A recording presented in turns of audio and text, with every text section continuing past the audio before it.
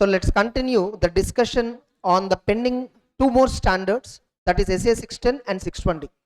610, which deals with using the work of internal auditor. Using the work of internal auditor. So like who can use the work of internal auditor? It talks from the point of view of external auditor using the work of internal auditor. Like what is exactly the context of the standard is talking about? For example, we are doing an audit of a very big multinational company, and which has, for example, GST registrations across India. 29 states were there. Even TAN numbers also state-wise. Correct, right? TDS collection and account number is also state-wise. Is it so? It's not entity-wise. I think they take separate strategic business units. Like it depends. If they want to take for every branch, they can take a separate TAN number for every branch. In such a case, they are supposed to file separate ETDS returns and all. Same way in case of GST, for each state, registration is compulsory separately to be done. Deemed distinct entities. So they have taken registrations across 12 states. Even the inventory, the company is having inventory, which is being performed at, where the company is having inventory locations, for example, at all the 29 states. So they're having at all the states and union territories go downs. So we want to see whether the company physical verification process is proper or not. Whether like we want to conduct, suppose under 501 you see, we have to do physical verification of inventory. Let's take inventory example. Let's continue with inventory example. We are supposed to get evidence about existence and condition of inventory as per 501. Now what already companies having, the internal auditors, all of them are already going and verifying all the 29 branches, whatever in the 29 states, all the go downs. The internal audit department is going and conducting physical verification. Can I use their workings, whatever the work performed by them? Can I use their workings in the process of audit in my external audit or not is the question. The standard says, yes, you are permitted to use, but standard also says you cannot transfer the responsibility of yours to them. Your responsibility remains the same. Even if you are using the work of internal auditor, your responsibility remains the same. It will not be reduced. Internal auditor will not be responsible for the opinion that you are expressing, where your opinion is based upon his work. Even though you formed your opinion based upon his work, ultimate responsibility for the opinion that you are expressing is only with you. You cannot blame internal auditor later. Now, the standard is permitting to use, but they are not shifting the responsibility. In such a case, in order to whether to use internal auditor or not, whether to use the work of internal auditor or not, we need to assess certain parameters. For example, how far the internal audit department is independent. How far the internal audit department is independent from the entity, objective from the entity. How are they competent? What are the work methodologies that they are following? So like this, we need to have an evaluation of internal audit department. The internal audit function, we should evaluate. Just a minute. Yeah, let's continue. Sorry for the interruption.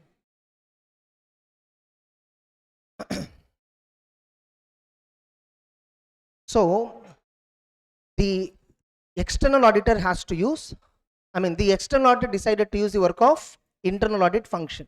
The external auditor decided to use the work of internal audit function. Now can he use it? Yes, he can use it provided he checks certain parameters like what objectivity of the internal auditor, competence of the internal auditor, whether internal auditor is following any systematic approach or not. Like that, there are some evaluations to be made which the standard says. Now this is one type of work of internal auditor. This is one way where internal audit function of the entity can be used by external auditor. This is one way internal audit function can be used by external auditor. Type 2. Can the internal auditors use, another way how internal auditor can be used is direct assistance. There are multiple reasons why we take direct assistance. Direct assistance means taking internal audit department staff. Like internal audit function will have some people, right? taking their people into our team so that we can complete the audit much more faster, so that we will have more access to manpower. The multiple reasons why external auditor will take the help of staff, the internal audit department people. There are multiple reasons. Whatever the reason it could be. Can I take their direct assistance, just like how I have article assistants, paid assistants, manager who are there in my team who are doing this audit? Can I take internal audit department people also into my team and then finish the work faster? Yes, the standard allows that. But whether you are using type 1, like using the work performed by them, or type 2, getting direct assistance from them, in both the cases, you need to evaluate certain parameters. You need to evaluate certain parameters. So that is what the standard guiding. Look, when you're using their work, how to evaluate, what parameters you have to evaluate, what factors you should evaluate, and when you're verifying their work, what points you should consider. So the standard provides some guidance on using the work of internal auditors, whether it is type 1, work performed by them, you are using it, or type 2, using them directly under your team. So these are the two things which the standard says. So naturally in this, reporting element will not come. In the standard, reporting element will not be there. Reporting on the audit report, modified opinion, no, it won't be there. Because no, I'm taking their work help. Ultimately, I need to form conclusion. Whereas you see SA 620, you will have something called reporting element. In SA 620, you have something called reporting element also will be discussed in the standard. Because in SA 620, using the work of expert, there we are using him for the purpose of getting sufficient appropriate evidence. Where the expert opinion, expert report, whatever is there, that will act as an opinion for you to decide about it. You will conclude based on that. So that will have an impact on the reporting. Fine, when I begin that standard, you will understand that. So the standard is very clear. The standard talks about whether, like the standard gives guidance, on determine whether work of internal audit function or direct assistance from internal audit can be used. Whether the work of internal audit function or direct assistance from internal auditors can be used. If using the work of internal audit function, suppose if you are using the work performed by them, the standard gives you guidance on whether that work is adequate for the purpose of audit. So one of the question, first what they're explaining, can we use type 1 or type 2 work? Can we use type 1 or type 2 work? 2, if at all you're using type 1 work, how to determine whether that work is adequate? Because when we are going and verifying physical verification for our audit objective, when we are attending physical verification process for our audit objective under 501, our objectives may be different. When internal auditors are attending physical verification, their objective might be different. Their objective is much more comprehensive than our objective. Our objective is very small, very narrow, limited to whether financial statements are showing true and fair or not. Whereas internal auditors' objective and scope of work is very wider. Their observations are very wider. They do so many quality observations also. We are not bothered about that many quality observations. We are only bothered about what? Existence and condition. Is the condition good? Existence is there? Controls are basic, normal or not, at least decent or not. That's it. They do an in-depth process evaluation. Internal auditors do an in-depth process evaluation. So when they are attending physical verification process, that process is comprehensive. In that, some elements that we want to look into, they may not cover. So when you are using their work, it's not blindly document it and conclude it. Whatever work they have given you, workings they will give you, right? Those workings, are they adequate or not, you have to check. Those workings, are they adequate or not, you have to check. And another thing the standard is addressing, what? If at all you are using internal auditor to provide direct assistance, whether how to direct them, how to supervise them, how to review their work. So that element also standard is talking about. So the standard is helping you. Can I use type 1 and type 2 work? That they are addressing. If at all you are using type 1, how do you check that work? If at all you are using type 2, how to direct these people? That is what the standard is exactly talking about. Clear? You know what the standard says? Using the work of internal auditor, type 1, for example, you see, You need to evaluate few things. You need to evaluate 3 aspects. When you are using type 1 work, you need to evaluate 3 aspects. Objectivity of the internal auditor, how far internal auditors are objectively behaving, level of competence, and are they following a systematic and disciplined approach, including quality control. Do internal audit department have a systematic approach? We external auditors have quality control policies and procedures. Under SQC, we have to establish quality control policies. The same way, internal auditors also should have some policies and procedures. See whether they have a systematic approach or not. Systematic approach. What is systematic disciplined approach? What is quality control? I will discuss in SQC. Now, when you are prohibited, the standard says, if at all they are not having objectivity, or if they are lacking competence, or if they do not apply systematic approach, disciplined approach, then you do not use their work. Do not use the work of internal auditor. Now, suppose you decided, okay, internal auditors are objective, competent, and in all the parameters, systematic approach, everything is good. You decided to use the work. Where and all you can use?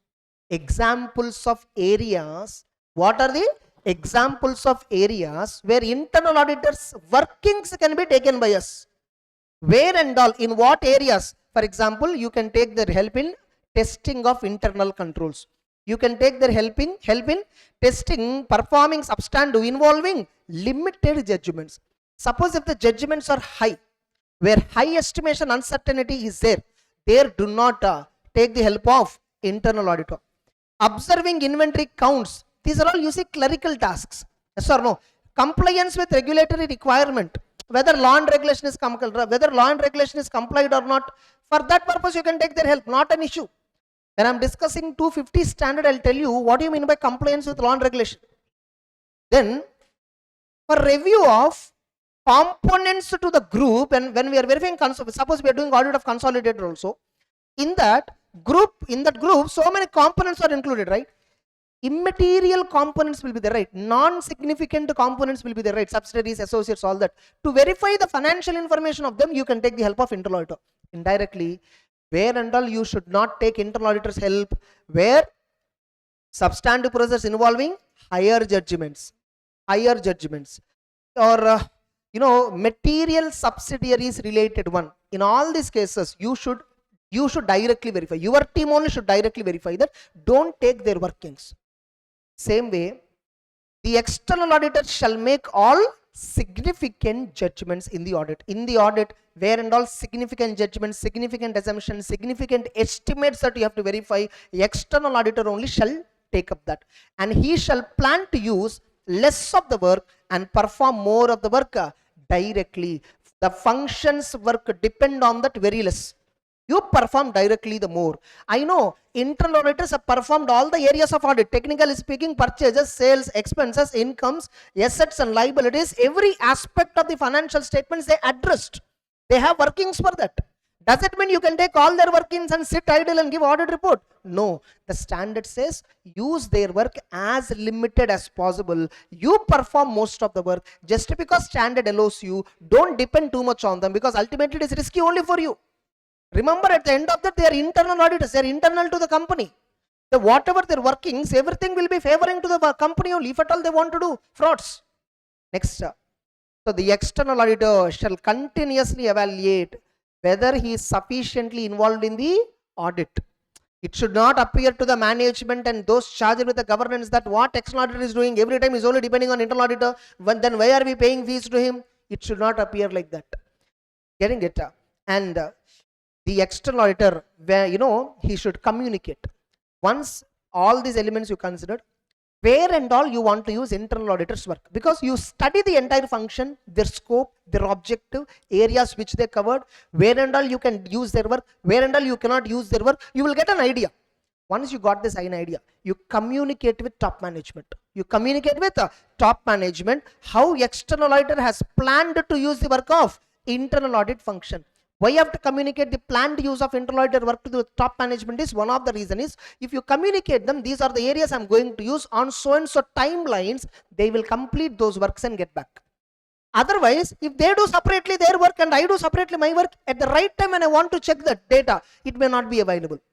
So using the work, you must discuss and coordinate with internal audit function. You must discuss and coordinate with internal audit function about planned use of its work and coordinating their activities. So you must discuss with them how his work is going to be used by me, where and all I'm going to use, and when I'm going to use also I should tell him. And how I will use their work, very simple. I will read their reports, I will read their workings relating to the work which they perform, yes or no. Then I will perform some procedures to determine adequacy, like inventory counting, inventory valuation, all they did. I will check their workings, what assumptions they used, what data they have used. I will verify their workings. Just like how my article has performed the work, how I have to verify his work, the same way I verify their work. Just that this work is performed by internal audit department. That's the only reason. That's the only difference. Correct? So I will verify their workings, whether work of the function is properly planned, whether internal audit function properly planned, performed and documented the entire work. Sufficient evidence did they obtained or not, whether conclusions reached based on this evidence is appropriate or not, whether conclusions reached are appropriate or not. So all these elements we will be checking. Then finally, the audit procedure shall be responsive to the nature and extent of audit procedures. Relevant to this is depend upon the amount of judgment assessed at risk, whether it is supporting objective and competence. What is this? Nothing but, now we are saying we are using their work, like their work right here. We are using their work, like what are we using? We are determining how they performed it. We are checking how their planning process, how their performing process, and we are also seeing whether sufficient appropriate evidence is obtained by them or not, whether the decisions taken by them are right or not. All that we are checking, right? To what extent you will check? To what extent you will check? Will you check it on a sample basis or will you check on a 100% basis? It depends upon my perception about his objectivity. It depends upon my view or perception or my decision about his objectivity, and it depends upon his competence. It depends upon risk involved. It depends upon judgment involved. If at all the work which internal auditor performed, no, it does not involve any judgment itself. Everything is factual data. I may not verify that in depth, because in factual data there is a possibility of reporting mistakes is low. Suppose if the work involves limited judgment, I will briefly verify the work. If at all the work involves little higher judgment, getting it, and that also I decided to use this work, then I will verify little more in depth. If the work is having too much of high judgment, I will not use their work, I will only perform that work. You are getting the point. Next, the external auditor shall evaluate whether external auditor's conclusion regarding internal audit function for the purpose of audit, is it remaining appropriate. Finally, you once again check whether the function is still appropriate. Can you still rely upon the reports or not? That's it. Now, you see, like, you read the standard like this, right? If you read like this and go to the next part, you will never remember, you will never analyze, you will never understand. You should summarize what we read. You should summarize what you read, and that's how confusion can be avoided.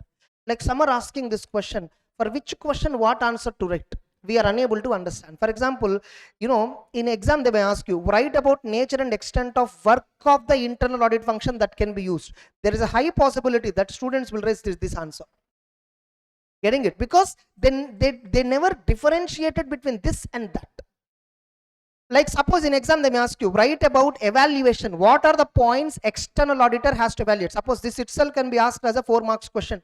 This itself can be asked as a 4 marks question. This A point itself, I'm telling you, by the way, this A point itself can be asked as a 5 marks question, or this entire third point can be asked as a 5 marks question, where you are supposed to write A, need not write sub points, B, C, D you have to write. So main points you have to write, that can be asked as a 4 marks question, or they may ask you a specific question on controls, or they may ask you this question, write about discussion and coordination with internal auditor while using the work of internal auditor. That they may ask you. In such a case, you need to write these points. Now this one, then internal audit, the external auditor nature and extent of audit procedures shall be responsive to external audit evaluation of internal audit function. What he will evaluate, this D point itself can be asked as a 3 marks question. Anyway it can be tested. Now let's summarize and see what they're exactly talking. This one I'll give you example, 620 also I'll give example, 2-3 more standards also I'll give example. How you need to differentiate. Very simple. Understand the context of what they are talking. First they're asking us what? Like first of all, what is the standard is saying? The standard is saying whether internal auditor's function can be, whether work of the internal auditor can be used or not. In that one way, how you can use, they have already performed the work and you just have to use that work. This is one way. Another way is what? Type 2. Directly taking them. Right now we only completed type 1. Type 2 we have not yet discussed. Okay, type 1 you're using. Tell me common sense, if at all you are there as an external auditor, will you blindly use their work? First of all, who are the people comprising of internal audit function? What is their skill set? How are the methodology that they are following audit? Because I am a big 4 entity, I am a big top 10 big entities. Getting it? I have certain quality control practices, I have certain systems and methodologies in which I do audit. I can't take their workings just like that. So I need to evaluate their systematic approach. I need to verify their skill set, competence, and not just that. How are they performing the audit? Are they independent of the management or are they completely biased towards management? That also I should see, right? Only then their work can be reliable. Okay, I need to evaluate all this. For that, now you will see what is their organizational status, what is their policies and procedures, how the company is treating them, how the company is responding to their issues. We will understand the behavior. Then, when the standard says prohibited, if at all the objectivity is missing, competence is missing, discipline is missing, systematic and disciplined approach is missing, don't use their work. Suppose you decided to use the work. Nature of work that you can use. What nature of work you can use? To what extent you can use? This first point is talking about nature of the work. Nature of work of internal audit function that external auditor can use. The nature of works. What nature of works you can use? You can use the works which involve limited judgment. You can use their works in inventory count. You can use their workings in terms of verifying compliance with law and regulation. You can use them to review components and subsidiaries which are not significant, that are relevant for group audit. You can review them in testing of operating effectiveness of controls. Clear? This is a nature of work that can be used. The external shall consider nature and scope of work performed by function so that he can plan the following. Now, what extent you can use? How extent? To what extent internal auditor's work can be used? To what extent internal auditor's work can be used? The external shall make all significant judgments. This you should not give it to internal auditor. External auditor shall perform most of the work directly. He must plan to use less extent the work of internal auditor. Correct? And it should result in the planned procedures. The external shall evaluate whether using the work of internal auditor, is it still resulting in the external auditor sufficiently involved in audit? And the external auditor shall finally communicate with those charged with governance what is the planned timing and scope of work that the external auditor is planning to use the work of internal auditor. So nature of the work you are using, internal controls, limited procedures, counting, that and all. Extent, you should perform more, use that work less. It should appear that you are only performing the overall audit. Very simple. Finally, communicate with management what works you are going to use. Now, okay, you decided. Nature and extent you decided. Now you need to ask their workings. Nah? Yes or no? You should now sit and coordinate with the internal auditor. You told top management everything. You told top management which works I'm ready to use, which works I'm not going to use. So you gave a presentation to the top management that these works I'm going to use. All that you still don't worry. I am still sufficiently involving in the audit. All that you informed. Now you need to tell them what. Now finally top management and all, everything is over. Communication, formalities, everything goes over. Now sit with internal auditor. Discuss with internal auditor, coordinate with internal auditor, how I am going to use his work, how his work is going to help me. I should tell him the activities, when he should do all that. So that parallelly, as and when my requirement comes, he will be ready with the workings. So that I need not wait for his workings. Further, he will read the reports. He will read the reports of internal auditor. The external auditor plan to use an obtaining of understanding of audit work performed and related findings. I will read the report. In that report, what internal auditor will give, what procedures they perform, what are their findings. That and all I will observe. Then the external auditor shall perform procedures to determine adequacy of the work. Whatever the work performed by internal auditor, I will see whether it is adequate for my audit.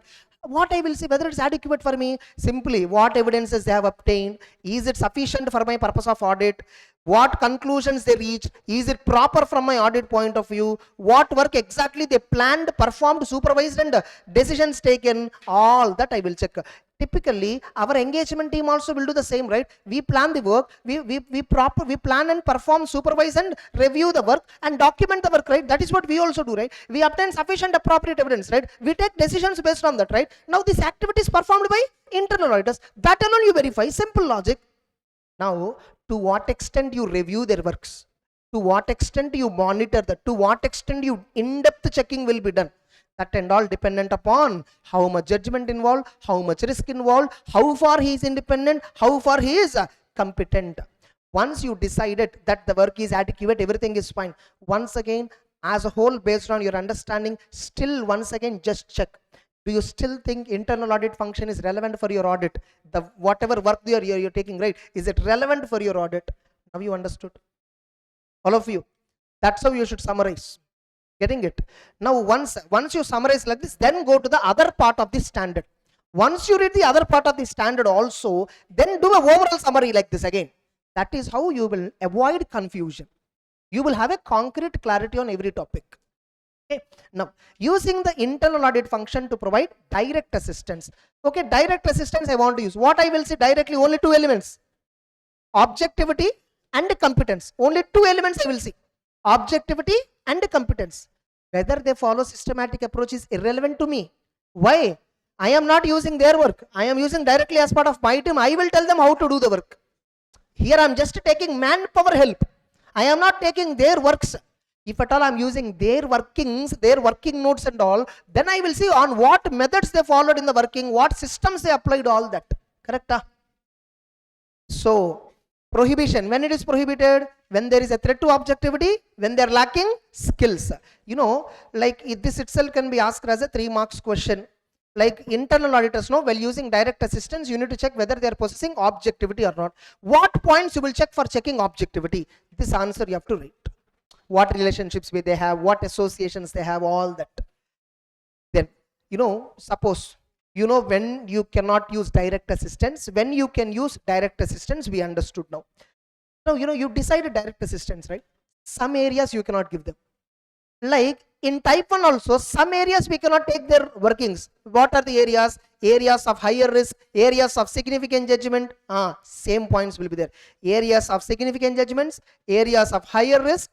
The work, the area where I want to use, it relates to the area where already they involved. The same work again, don't give it to them. You're getting it? So, or related to decisions external auditor makes in accordance with this standard. Under this standard, we are supposed to take some decisions, right? What decisions? Can I use work of internal auditor or not? If so, type 1 work, which works I can use, which works I cannot use? This activity, can I delegate to internal auditor itself? That's it. That you should not delegate. Finally, once you decided to go for direct assistance, you need to do some formality. Enter into a written agreement with the company that they are okay with providing internal auditor as part of external auditor team for direction, supervision and review of external auditor. 2. From internal auditor also get a written confirmation that they maintain confidentiality. Any threat to independence, they will intimate me immediately. Here you have to be honest with me. Like that I need to enter into an agreement with them. That's it. Over. Finally, documentation. The standard is over. 610. Understood? Easy or not? Next we have 620. Using the work of an auditor's expert. Using the work of an auditor's expert. That's how, like when you're reading each and every compartment context, always remember why we are seeing this audit, why we are reading this standard, how far the standard is relevant in the overall our audit objective. Then each and every point when you're reading, how far that point is relevant to the standard objective, and then sync it with the overall objective. That's how you have to read. That's how you can minimize number of revisions. Getting it? Without understanding mugging up, it will never work. 10 standards you will remember. 46 standards you will not remember. 10 standards mugging up will work. 620. Using the work of an auditor's expert. Who is an expert? If at all somebody is expert in accounts and audit, we don't agree. So we are only experts in accounts and audit. Correct? Whether we know it or not. No. But the standard says what? A person is an expert. I mean, any person having specialized skill or talent or any knowledge in any field other than expert, other than audit and accounts. Other than audit and accounts, if a person is expert now, we will treat him as expert. Now these experts are two types: management expert, auditor's expert. Management expert is a person who will help the management in preparation and presentation of financial statements. Auditor expert is the person who will help the auditor to obtain evidence. What is it? To obtain sufficient, appropriate. Ultimately, whatever activity we do in audit, why are we doing it? To get evidence. Our objective is to verify the things and see whether it is right or not. For that, we need some evidence, we need some information, we need background data. So auditors, like auditor expert definition, you see, an individual or expert may be an organization possessing expertise in a field other than accounting auditing, whose work in that field is used by auditor for obtaining sufficient, appropriate evidence. Who is a management expert? If it is used by the entity for preparing financial statements, it is used by management. So that's management expert. So an auditor expert may be internal expert or external expert. Again, auditor experts can be two types: internal or external. Internal expert means within my firm I have another partner who is an expert in law. For example, suppose a company is having a very big pending litigation, and I want to know whether the company should create a provision, or whether the company can disclose it as a mere contingent liability. And this is a query. For that, I have to consult a lawyer, or a person who is having a legal knowledge of this entire case, who can understand this entire case. I am not competent to understand the law. I am only competent to understand 5 or 6 laws, not many laws. So I have a partner who has completed even law. Getting it? Can I contact him? Yes. He is an internal expert. Or network firms are there. Our firm belongs to one network like KPMG, Deloitte, EY, GT, like that. We belong to one network. In this network, there are some other firms were there. In that firm, some experts were there, like this, lawyers. Can we contact them? Yes. They are also internal experts. They are also internal. External means what? Suppose in my network or in my firm, I don't have an alternative source. In that case, I will go to a third party. We call him as what? External expert. Whoever it is, you can go with whomever it is. But before you take the help of an expert, you should evaluate his competence, you should evaluate his skill set. What is his relationship with this entity? Yes or no? Especially when you're doing audit, whenever you're using external expert, you should check what relationships he has with the entity. Internal expert, we need not. Anyhow, we will check it as part of acceptance of the audit. At the time of accepting the audit itself, whether our firm, partners, any other personnel in our firm or network firms, what relationships we have with the company, we anyhow check it as a part of accepting the audit. So when I am bothered about relationship between the expert and the client, when the expert is external party, when the expert is external to the auditor's external expert, that time I should check specifically whether do they have any relationship with the client or not. What services already this expert is providing to the client, all that I should keep in mind. So we will take the help of experts in various areas. For example, you take insurance company, they do take help of take the help of actuaries for actuarial liability valuations. So there are many liabilities under insurance law that were to be valued only with the help of an actuary. So companies, they will take the help of actuaries and measure those provisions and all for financial statements purpose. Getting it? Now the auditor is, suppose I am appointed as an auditor for the insurance company. I'm appointed as an auditor for insurance company. So what points I should check? When I'm using the work of an expert, what points I should check? First to know, management has already appointed expert, right? I will try my level best to use that work only. I will not go for auditor's expert directly. I will try to take the help of management expert, like whatever their workings is there, that only I will have to verify. If at all I feel management expert is lacking competence, if at all I feel management expert is lacking objectivity, then only I will go for my external expert. Now, like, okay, you're using expert work, he gave some workings and all, you concluded, you took some decisions based on these workings and all, like what is your responsibility regarding this? The standard says you are only ultimately responsible. You are only ultimately responsible. You are the one who is responsible to get a sufficient appropriate evidence. One of the method through which you can get evidence is by using expert. That doesn't mean expert is responsible for the opinion you are giving. You are the one who is signing the audit report. Your opinion is what people are reading. So you are only responsible or answerable tomorrow for everything. Tomorrow, see, wherever the standard says, there is no responsibility shifted. What does it mean? You are liable to explain. It is not that, see, you are only the external auditor is responsible. What does it mean? Punishable is different, responsible is different. You're getting the point? Many interpret responsible as punishable. No. Both are different. When a situation comes, suppose I dependent upon one expert and I concluded his workings is right. Later on, it is discovered that entire working is fraud. I am responsible to give an explanation to the people, to the NFRA or to the regulatory bodies that I complied procedures given under the standard. I followed everything honestly. Look at my documentation. Look at the mail. Look at the correspondence I did. Look at the activities I performed. So I did my duty justified. He did fraud. What can I do? Beyond mine is a reasonable assurance. But you are responsible to give this explanation, right? That is what the standard says. Responsibility means what? You are responsible to prove that you are complied with the procedures given under the standard. You are responsible means not that if tomorrow expert did fraud, you are punishable. No, not that. Even in internal auditor, when we say external auditor only fully responsible, even here when we say external auditor only fully responsible, even in 220 we say the engagement partner is fully responsible. Wherever we say the firm or partner is fully responsible, they are supposed to give explanation. That's what that means.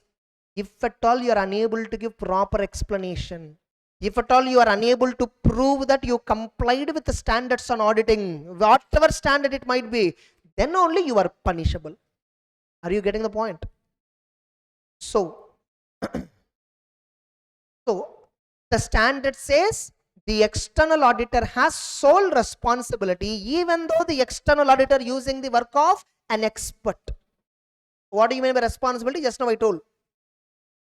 Now, first okay, in the standard, they gave you guidance on, first of all, do you require an expert? The standard gives you a guidance on when do you require an expert. Okay, if expert is required, can you go with management expert or do you require a separate auditor's expert? Both the standard is addressing. The standard is addressing two different aspects. One, the standard is not, you don't have to worry about whether expert is needed or not. You can read the standard and you will understand whether expert is needed or not in the circumstance of the case. So the standard gives guidance on when do you need expert, when do you need auditor's expert. Both are different.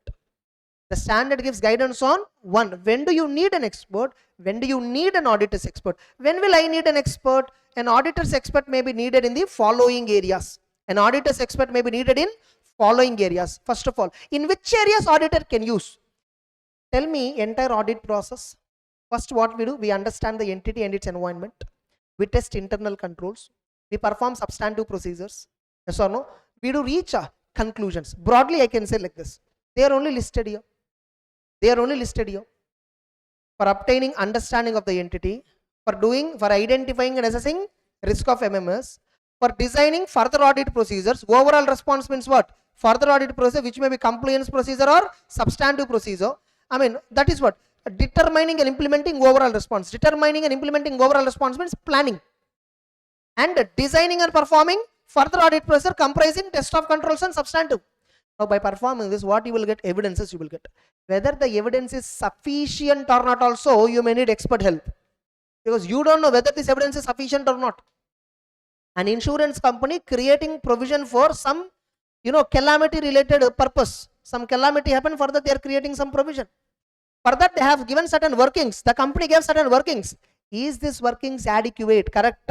For that reason, you need to take the help of expert for determining sufficiency and appropriateness of evidence obtained for forming the opinion.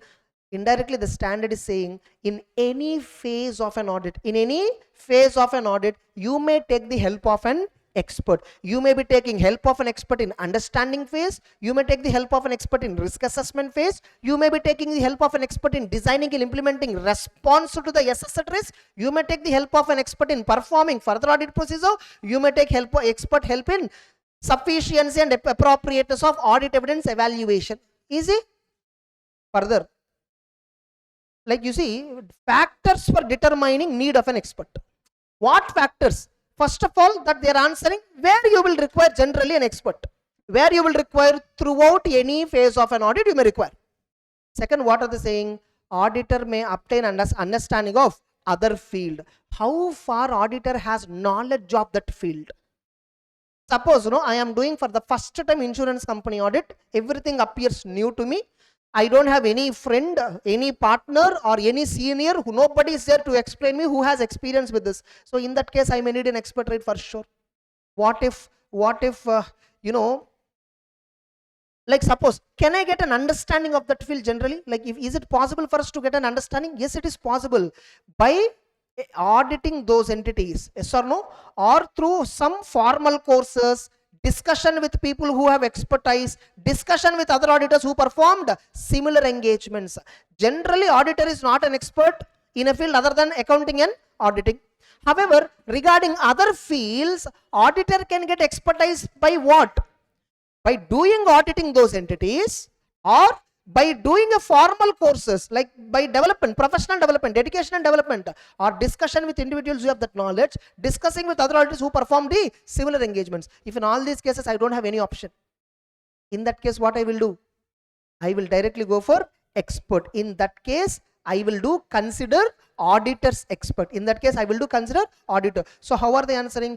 What are the factors that you require, whether you need an expert or not? 1, you require an expert in these areas. 2, you require an expert if you don't have experience in these audit entities, if you don't have, if you are not able to go for any formal course, you don't have any people to discuss with, you don't have any other auditor who have performed the similar engagement. These factors will help you to decide whether you need an expert or not.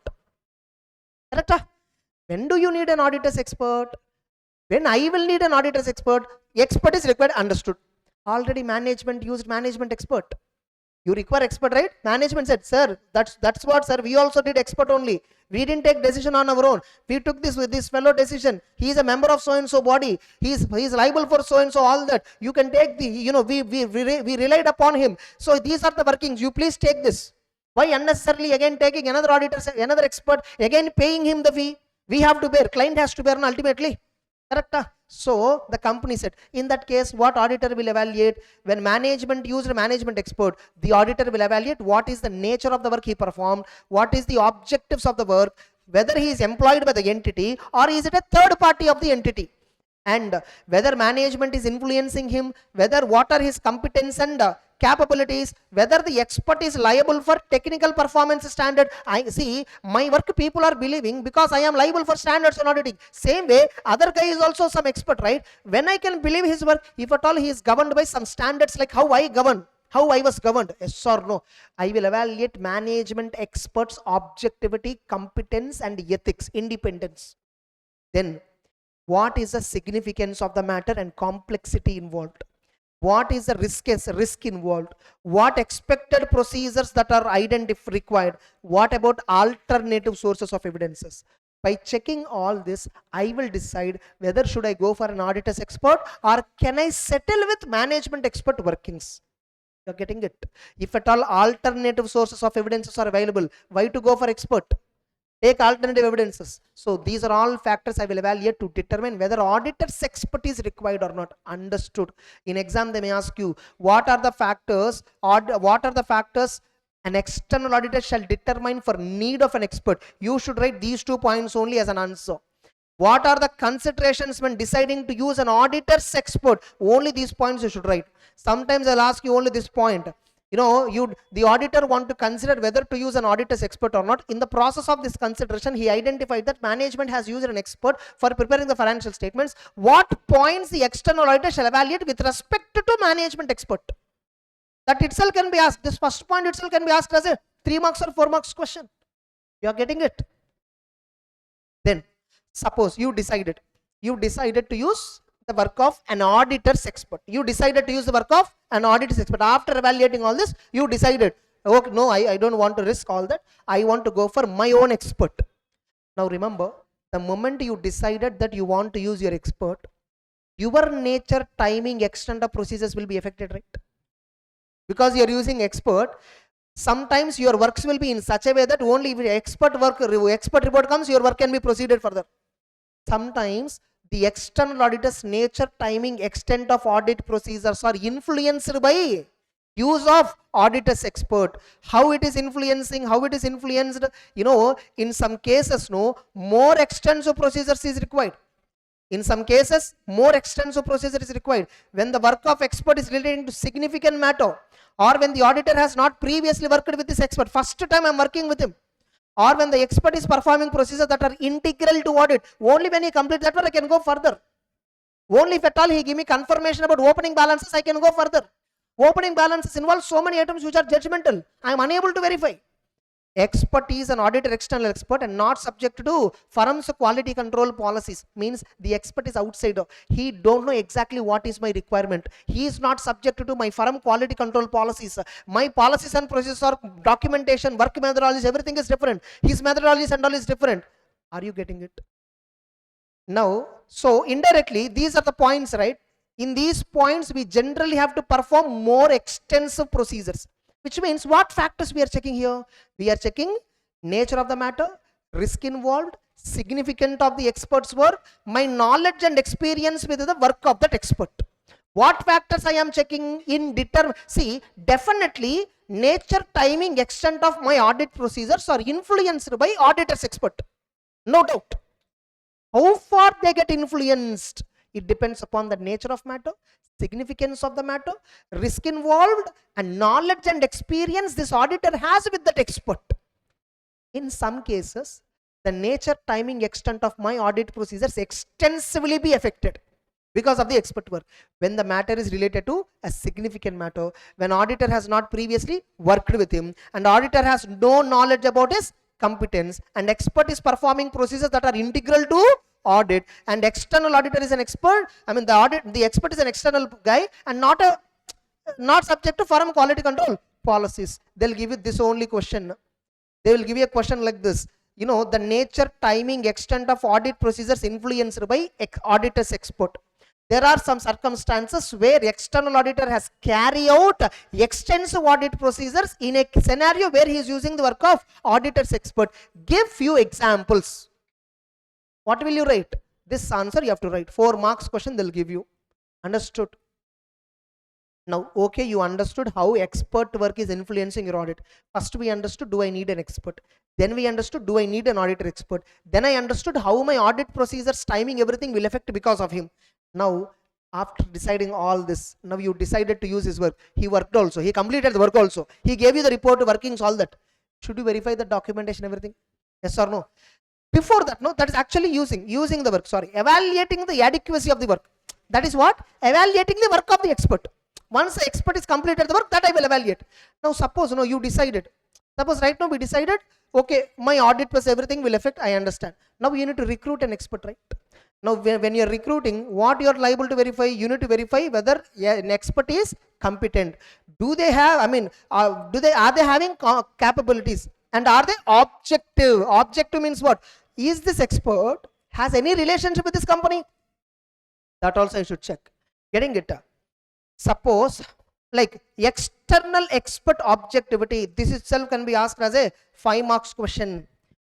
How an external auditor can verify external experts objectivity. Getting it? How do I verify? I will ask, I will inquire. First, I will inquire regarding interest and relationship that create a threat to experts objectivity. I will ask external expert first. I will ask that guy, do you have any company? I'm auditing Reliance company. I'm the auditor of Reliance. Do you have any relationship with the Reliance company, directors, any key managerial persons, shares in that, loans in that? Tell me what are the relationships you're having. And I will ask entity also. I will ask company also. I will do a cross examination. I will ask company also. Sir, I'm going to recruit this guy as an expert for my audit. So tell me what relationships you have according to you. And I will see whether, suppose, if at all some relationship exists. I cannot straight away say this expert is not used. See whether it is creating threat to independence of the expert. If it is creating threats, can we put some safeguard? Can we put some safeguard? If safeguard is possible to reduce the threat, you can happily recruit him. Are you getting it? Then I need to get a representation. I need to get a representation from the expert that he does not have any relationship with the management. He does not have any relationship with those charged with governance. Remember, these are all requirements of the standard that you must follow whenever you are using the work of an auditor's expert. And whether expert work is subject to technical performance standard, like my audit is subject to NFRA review, Qual Review Board review, so I will do audit work carefully because there are so many bodies who are reviewing. Same way, is expert liable for any review like me? I will check it out so that I will understand the seriousness with which expert will perform the work. And relevance of auditor's expert competence to which his work may be used. Like here it is, no, relevance of auditor's expert competence to the matter for which that expert will be used, including the areas of speciality, all that. You know, actuaries are there. Actuaries are very good in various purposes. But some actuaries will only help insurance companies, will only work for insurance companies. Some actuaries, they don't deal with insurance itself. We CS also specialize, you know. Some of us will only focus on direct taxes practice, some of us focus on GST practice, some of us focus on internal audit practice, some of us focus on external audit practice. So suppose I decided to use the work of a lawyer, for example, which particular laws is dealing with. Some lawyers are good at IPRs, some lawyers are good at civil cases, some lawyers are good at social cases, some lawyers are good at some tax related cases. So which lawyer? Just because you take a lawyer, that doesn't mean, you know, proper expert you selected. You should select the domain of expertise. Are you getting it? That also auditors should check. And the evaluation of expert is a continuous. They'll give you the sentence in exam. Evaluation of expert's competence is a continuous process, keeping in mind unexpected events and changes in conditions. Give you examples in light of SA 620. They'll give you this answer, this question. They give some case study, finally they'll give one line. Evaluating expert competence is a continuous process. Comment, 4 marks question. What will you rate? The above points, all that you have to rate. Yes or no? The above points. Whether expert is subjected to technical standard, whether expert is competent in the matter where I am looking for, like area of speciality, whether expert is having any relationship with the entity, ask the entity and get a confirmation that whatever relationship he has to disclose you. These are all points I should evaluate to determine his competence, because his competence is affected by relationships also. Objectivity and competence are so closely related. Compromise in one will affect the other. Clear?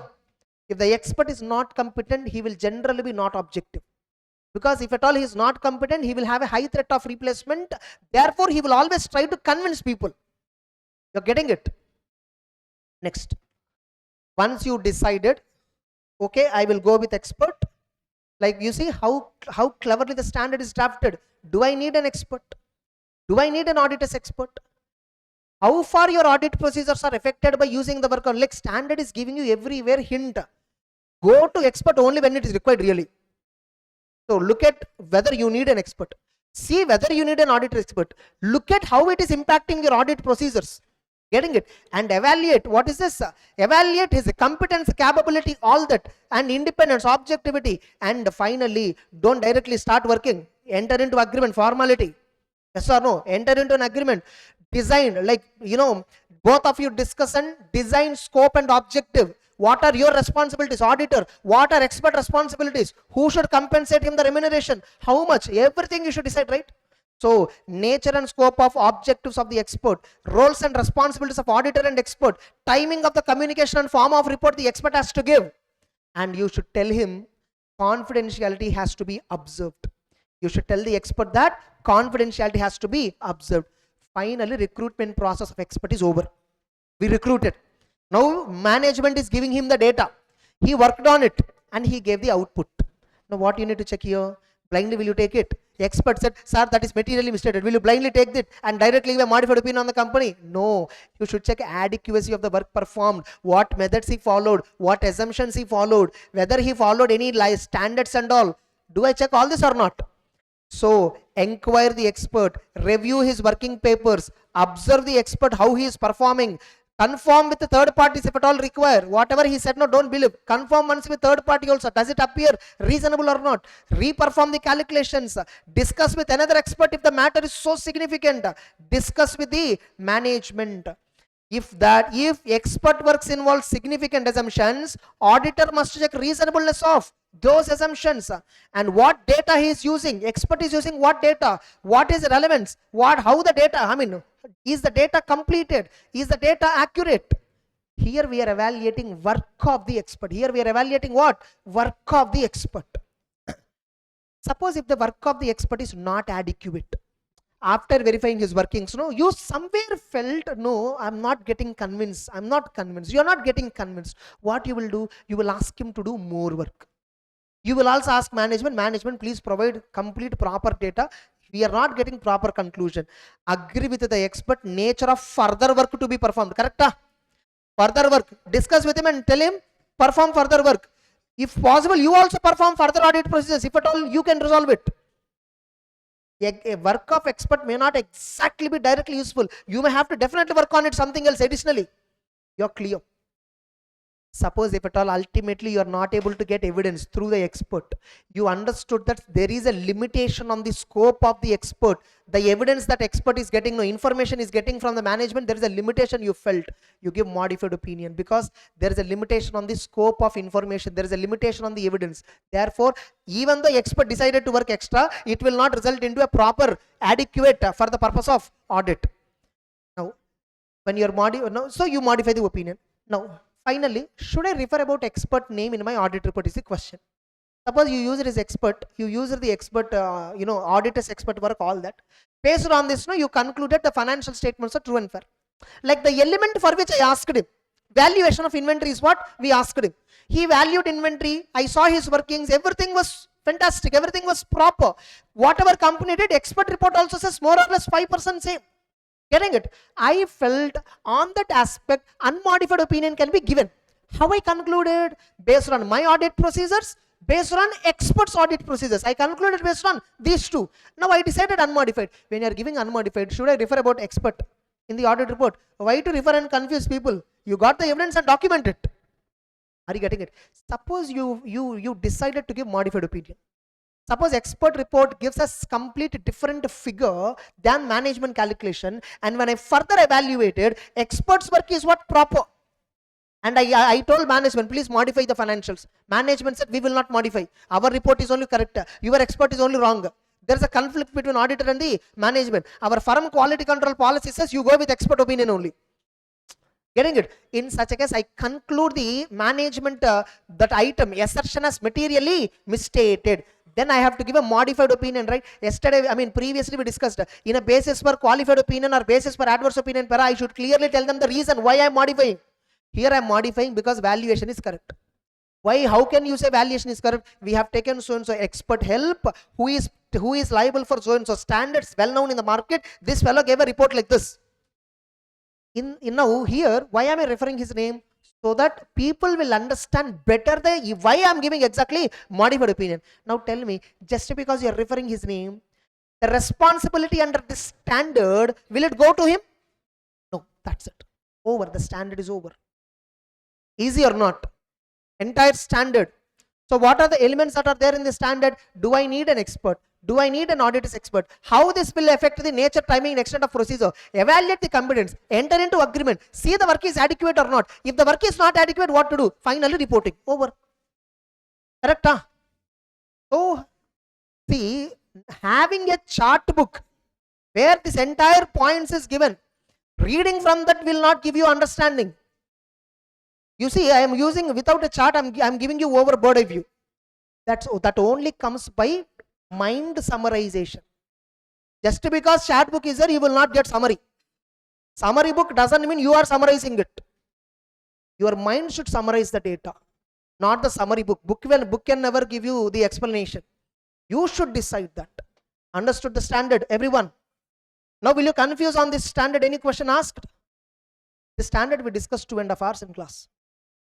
Because we discuss so extensive. We discuss top to bottom, bottom to top, middle to bottom, middle to top, all in the ways. We will run continuously. And definitely, I'm telling you, in this class, definitely little more points I would have told extra. Though it is half an hour I spent, I would have definitely told some 2 or 3 extra points. Correct? Huh? Yes, clear. So just 2 minutes, we'll take a gap and then continue.